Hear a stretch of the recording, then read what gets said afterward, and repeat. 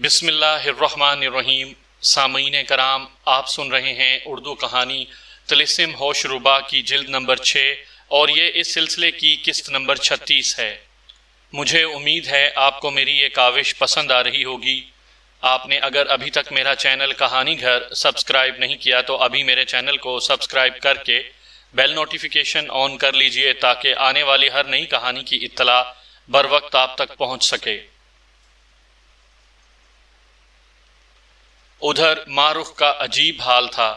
جب تک شکیل کے بارے میں کوئی اطلاع نہ ملی تھی، اس کے اچانک غائب ہو جانے پر وہ اس کی خیریت کی دعائیں مانگتی رہتی تھی، مگر جب سے ایک جاسوس نے آ کر یہ خبر دی کہ شکیل نے ملکہ حیرت کی اطاعت قبول کر لی، جوش غضب سے کبھی اس کی آنکھوں سے چنگاریاں نکلتی ہیں، کبھی کبھی چہرہ تمتما جاتا ہے، کبھی خون کھولنے لگتا ہے، کبھی بدن پھونکنے لگتا ہے، ہونٹ کاٹ کاٹ کر وہ امرو سے کہتی ہے، خواجہ یا تم جاؤ یا مجھے جانے دو۔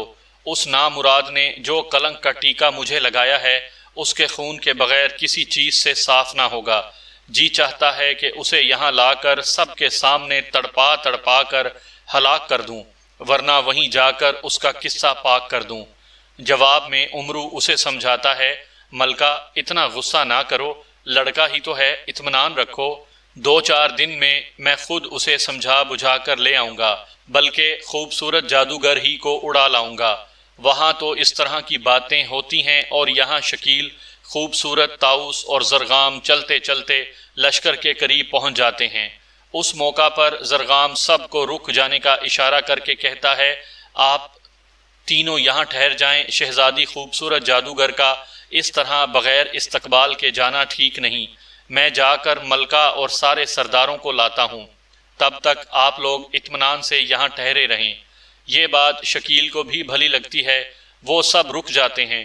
زرغام سیدھا ماہ رخ کے دربار میں پہنچتا ہے اور جاتے ہی امرو کے پیروں پر گر کر کہتا ہے، استاد، آج تو میں نے وہ کام کیا ہے کہ آپ کے انعام کا بھی حقدار ٹھہرا ہوں، نکالیے انعام تو خوشخبری سناؤں۔ دیکھو میاں، امرو نے منہ بناتے ہوئے کہا، اس وقت ہماری ملکہ کا مزاج بہت خراب ہے، بیٹے کے دکھ اور غصے نے انہیں پریشان کر رکھا ہے۔ اس وقت اگر تم افراسیاب کے قتل کی بھی خبر سناؤ گے تو میں ایک دھیلا بھی نہیں دوں گا۔ ہاں، اگر شکیل کے بارے میں کوئی اچھی بات سنائی تو دربار سے تمہیں جو ملے گا اس میں اپنا حصہ نہ لوں گا، بلکہ پورا 1 روپیہ بھی نقد دوں گا۔ زرغام کا دل بلیوں اچھلنے لگا۔ استاد سے 1 روپے کا نقد انعام اب تک کسی شاگرد کو نہ ملا تھا۔ امرو کے ہاتھ چوم کر اس نے سارا معاملہ مختصر لفظوں میں بیان کر دیا۔ ایک بارگی محفل کا رنگ بدل گیا، اداس چہرے جگمگا اٹھے، امیر خوشی کے نعرے لگانے لگے، سردار اپنی ٹوپیاں اچھالنے لگے، محافظ اور خدمتگار ناچنے لگے۔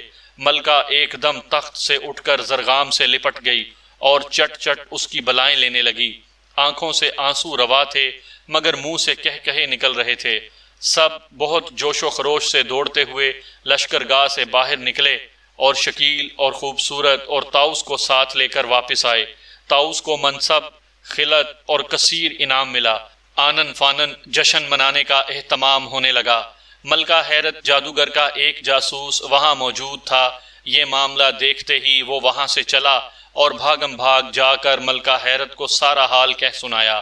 اس نے جو سنا کہ شکیل، خوبصورت اور طاؤس سب غدار ہو کر ماہ رخ کے پاس جا پہنچے ہیں تو آگ بگولا ہو گئی۔ کہنے لگی، ابھی ابھی سارا لشکر لے کر جاتی ہوں، ایک ایک غدار اور باغی کو خاک و خون میں ملاتی ہوں، وہ قہر ڈھاؤں گی کہ زمین اور آسمان بھی پناہ مانگیں گے۔ سرسر اور اس کی عیارہ شاگرد صبا رفتار دونوں اس وقت ملکہ حیرت کے پاس موجود تھیں۔ انہوں نے طرح طرح سے تسلی دے کر کہا کہ ہم جا کر ملکہ ماہ رخ کو گرفتار کر کے لاتے ہیں اور شکیل کے بدلے آپ اس کو قتل کر کے کلیجہ ٹھنڈا کر لیجئے۔ تب جا کر حیرت کو قرار آیا۔ دونوں عیار نے وعدے کے مطابق ماہ رخ کے لشکر کی طرف چل دیں۔ وہاں اس وقت ہر وقت خوشی کے شادیانے سج رہے تھے، راگ رنگ کی محفلیں جم رہی تھیں۔ دونوں بھیس بدل کر ماہ رخ کی بارگاہ میں جا پہنچیں۔ وہاں بھی جشن منایا جا رہا تھا، ناچ ہو رہا تھا۔ سرسر ایک خدمتگار کی صورت بنا کر اندر جا پہنچی۔ صبا رفتار چوکسی کے لیے باہر ٹھہری۔ سرسر نے اندر پہنچ کر موقع کی تلاش میں محفل کا جائزہ لینا شروع کر دیا۔ اچانک اس کی نگاہ امرو سے ٹکرائی۔ وہ معروف کے دائیں جانب بڑی شان سے بیٹھا ہوا تھا۔ سرسر امرو کو طلسم باطن کی حد میں قید خیال کرتی تھی، یہاں جو اچانک اس کو موجود پایا تو حیران رہ گئی۔ ادھر امرو نے بھی محسوس کیا کہ ایک خدمتگار ایک گوشے میں کھڑا ہو کر پہلے تو چاروں طرف غور سے نگاہ دوڑاتا رہا، مگر جب اس سے آنکھ ملی تو وہ سٹ پٹا کر رہ گیا۔ امرو سمجھ گیا کہ یہ دشمن کا کوئی عیار ہے، کیا عجب کہ سرسر ہی ہو۔ یہ خیال کر کے اسے پکڑنے کے ارادے سے وہ اپنی جگہ سے اٹھا، لیکن اس انداز سے کہ اس کے ارادے کے بارے میں کسی کو وہم بھی نہ ہو سکتا تھا۔ سرسر کا ماتھا ٹھنک گیا۔ پلک جھپکتے میں اس نے خنجر نکال کر کنات میں شگاف کیا اور نعرہ لگایا، منم سرسر شمشیر زن۔ پھر جب تک امرو اس کی طرف لپکے یا دوسرے اس کی طرف متوجہ ہوں، وہ چھلانگ لگا کر شگاف سے باہر نکل گئی۔ کوئی اس کی ہوا کو بھی نہ پا سکا۔ چند لمحوں بعد چکر کھا کر وہ پھر بارگاہ کے دروازے کے قریب جا پہنچی۔ وہاں اتفاق سے مہتر کران صبا رفتار پر قابو پا چکا تھا اور باندھ کر ایک طرف کو لیے جا رہا تھا۔ یہ دیکھتے ہی سرسر نے جلدی جلدی امرو کا بھیس بھرا اور کران کے سامنے پہنچ کر امرو کی آواز میں کہنے لگی، یہ وقت کسی ایک ہی میں الجھنے کا نہیں، اسے زمین پر ڈال دے۔ میں یہاں ہوں، تو سامنے والی چھولداریوں کی قطار کے پیچھے جا کر دیکھ، سرسر وہاں تو نہیں چھپی ہے۔ کران استاد کی بات کیسے ٹالتا، صبا رفتار کو زمین پہ رکھ کر بلا چون و چراں چھولداریوں کی پیچھے جا کر سرسر کو ڈھونڈنے لگا۔ نقلی امرو نے جلدی سے خنجر نکال کر صبا رفتار کے ہاتھ پیروں کے بند کاٹے اور نعرہ لگایا، منم سرسر شمشیر زن۔ ایک طرف سے امرو اور دوسری طرف سے کران دونوں ان عیارنوں پر جھپٹ پڑے۔ وہ چکما دے کر ایک سمت کو بھاگ کھڑی ہوئیں۔ دونوں عیاروں نے ان کا پیچھا کیا، لیکن خیموں اور چھولداریوں کی بھول بھلائیوں میں چکر لگاتے لگاتے وہ ان کی نگاہوں سے اوجھل ہو گئیں۔ سرسر نے عہد کر رکھا تھا کہ آج وہ ناکام ہرگز واپس نہ جائے گی۔ کچھ دیر بعد وہ بھیس بدل کر پھر پلٹ آئی۔ اب کی وہ پھر امرو بنی ہوئی تھی، لیکن اس مرتبہ اس نے معروف کے دربار کے بجائے معروف کی ماں ملکہ ماہ جادوگر کے خیمے کا رخ کیا۔ ماہ جادوگر بہت بوڑھی ہو چکی تھی، زیادہ تر وہ اپنے خیمے میں ہی رہا کرتی تھی۔ سرسر کو امید تھی کہ وہ اسے اپنے خیمے ہی میں ملے گی۔ اس کا یہ خیال صحیح ثابت ہوا۔ امرو کے بہروپ میں جیسے ہی وہ اس کے خیمے میں داخل ہوئی، اس نے کہا، آؤ خواجہ، خوب آئے، سناؤ یہ کیا گڑبڑ تھی، پکڑو پکڑو کی صدائیں کیوں آ رہی تھیں، خیر تو ہے؟ نقلی امرو نے پریشانی ظاہر کرتے ہوئے کہا، ملکہ آج رات بڑی کٹھن ہے۔ دو عیارنیں آپ کی صاحبزادی ملکہ معروف کو اڑا لے جانے کی فکر میں آئی تھیں۔ میں نے پہچان کر پکڑنا چاہا تو بھانپ کر کھسکنے لگیں۔ اس پر میں نے شور مچا دیا، مگر غضب کی چالاک تھیں، گھر جانے کے باوجود جل دے کر خدا جانے کہاں غائب ہو گئیں۔ مجھے ڈر ہے کہ وہ بھیس بدل کر یہیں کہیں چھپ گئی ہیں اور کسی نہ کسی ترکیب سے ملکہ معروف کو لے اڑنے کی ضرور کوشش کریں گی۔ ماں جادوگر نے جو بیٹی کو خطرے میں محسوس کیا تو بے قرار ہو گئی، کہنے لگی، خواجہ یہ تو بڑی بری خبر ہے، یا تو معروف کی حفاظت کا پکا بندوبست کرو یا پھر ان مردار عیارنوں ہی کو لشکر سے بھگا دو۔ کہیں وہ میری بیٹی کو لے گئیں تو حیرت اور افراسیاب تو اس کی بوٹیاں چیل کووں کو کھلوا دیں گے۔ میں بھی یہی سمجھتا ہوں۔ نقلی امرو یعنی سرسر نے ماہ جادوگر کی خادماؤں پر شک کی نگاہ ڈالتے ہوئے کہا، ایک بڑی اچھی ترکیب میرے دماغ میں آئی ہے۔ اس سلسلے میں آپ کو بھی کچھ تکلیف کرنی ہوگی، اسی لیے آیا ہوں، لیکن ذرا الگ چلیے، تنہائی میں بتاؤں گا۔ ماہ جادوگر سمجھ گئی کہ امرو خادماؤں پر شک کرتا ہے، ممکن ہے کوئی دشمن عیارن بھیس بدل کر ان میں شامل ہو گئی ہو۔ وہ فوراً اٹھی اور نقلی امرو کو ایک علیحدہ خیمے میں لے آئی۔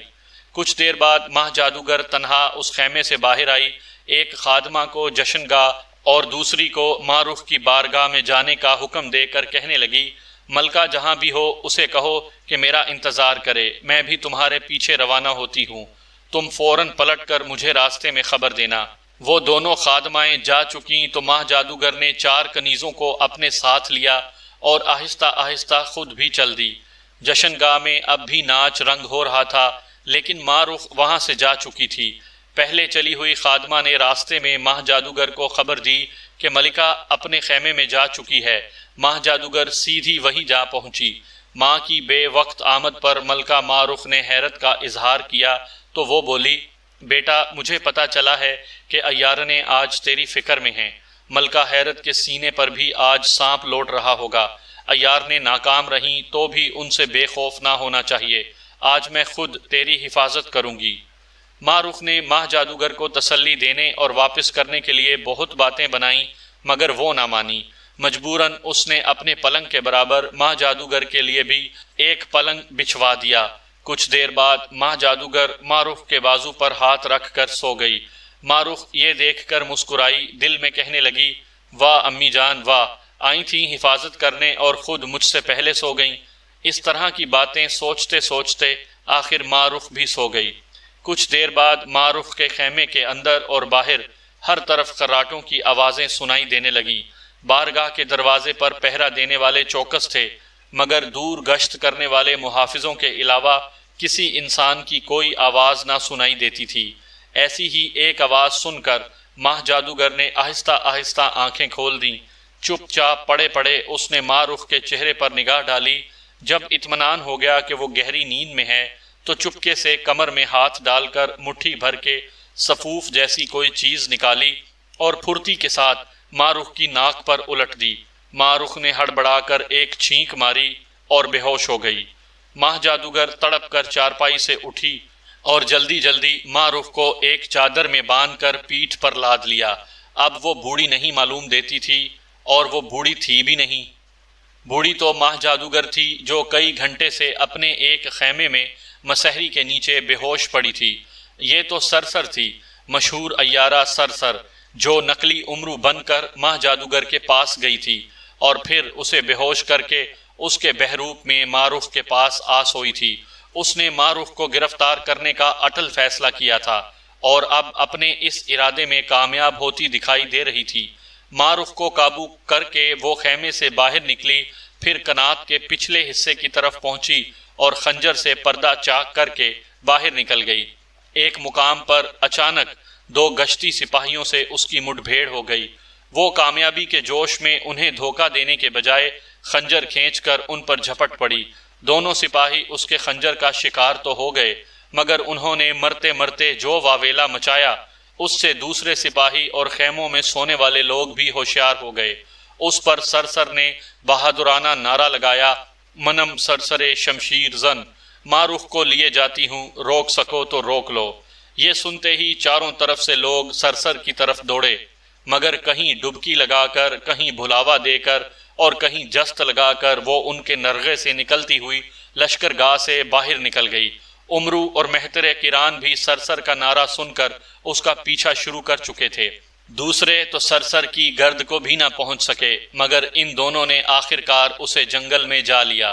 یہ صورتحال دیکھ کر سرسر نے ماہ رخ کی گٹھڑی کو زمین پر رکھا اور ایک ہاتھ میں شمشیر اور دوسرے میں خنجر لے کر دونوں نامور عیاروں سے لڑنے لگی۔ دونوں عیار کبھی اس پر بے ہوشی کے غبارے مارتے، کبھی کمند کے پھندے پھینکتے، کبھی خنجر سے وار کرتے، کبھی شمشیر کا ہاتھ لگاتے، لیکن تنہا وہ ان کے ہر حربے کو بیکار بنا دیتی، کسی صورت سے انہیں اپنے یا ماہ رخ کی گٹھڑی کے قریب نہ آنے دیتی۔ یہ لڑائی جاری تھی کہ جنگل کی کھلی ہوا جو لگی تو ماہ رخ کو ہوش آ گیا۔ خود کو بندھا ہوا محسوس کرتے ہی اس نے سحر پڑا اور دوسرے ہی لمحے وہ آزاد تھی، لیکن ابھی وہ اصل بات کو پوری طرح سمجھ نہ پائی تھی اور شاید جادو پڑھ کر سرسر کو گرفتار کر لینے کا خیال بھی اس کے دل میں پیدا نہ ہو پایا تھا کہ سرسر نے اسے دیکھ لیا اور دونوں عیار جیسے ہی ایک لمحہ کے لیے ملکہ ماہ رخ کی طرف متوجہ ہوئے، سرسر ایک بارگی زبردست چھلانگ لگا کر قریبی جھاڑیوں کی اوٹ میں جا پہنچی۔ اب اس کا یہاں سے رفو چکر ہو جانا ہی اس کے حق میں بہتر تھا۔ دونوں عیار چونک کر اس جھاڑی کی طرف لپکے مگر پھر وہ اسے ڈھونڈتے ہی رہ گئے۔ جھاڑیوں ہی جھاڑیوں میں ہوتی ہوئی سرسر کہیں سے کہیں جا پہنچی۔ تھک ہار کر دونوں عیار ماہ رخ کے پاس واپس آئے۔ ماہ رخ کو سارا قصہ معلوم ہوا تو بے اختیار اس کی زبان سے نکلا، اوفو، یہ سرسر تو بڑی آفت کی پرکالا نکلی۔ ہاں ملکہ، آج تو اس نے ہمارے بھی کان کاٹ لیے۔ کران نے کہا، کوئی بات نہیں۔ امرو نے دانت پیستے ہوئے کہا، اس کو تکنی کا ناچ نہ نچایا تو میرا نام بھی امرو نہیں ہے۔ تینوں اسی طرح کی باتیں کرتے ہوئے اپنے لشکر کی طرف چلے۔ زیادہ دور نہ گئے ہوں گے کہ راستے میں انہیں ملکہ حیرت کی فوج کا ایک جادوگر ملا۔ ان کی باتیں سن کر وہ بول پڑا، آج اور ایسی باتوں سے اپنا دل خوش کر لو، کل یا تو خاک و خون میں لوٹتے ہوگے یا ایک دوسرے کو رو رہے ہوگے۔ ماہ رخ نے یہ سن کر اسے ڈانٹا، چپ رہ مردود، کیا واہیات بکتا ہے، خدا کے سوا کون ہمیں خاک و خون میں ملا سکتا ہے؟ جادوگر نے جواب دیا، ملکہ برا لگے چاہے بھلا، میں نے تو سچی بات کہہ دی ہے۔ شہنشاہ افراسیاب نے ملکہ حیرت کو لکھا ہے کہ کل شرارہ جادوگر یہاں پہنچ رہی ہے، آپ اسے خوب جانتی ہیں، بولیے کیا آپ اس سے جیت سکیں گی؟ یہ کہہ کر اس نے اپنی راہ لی۔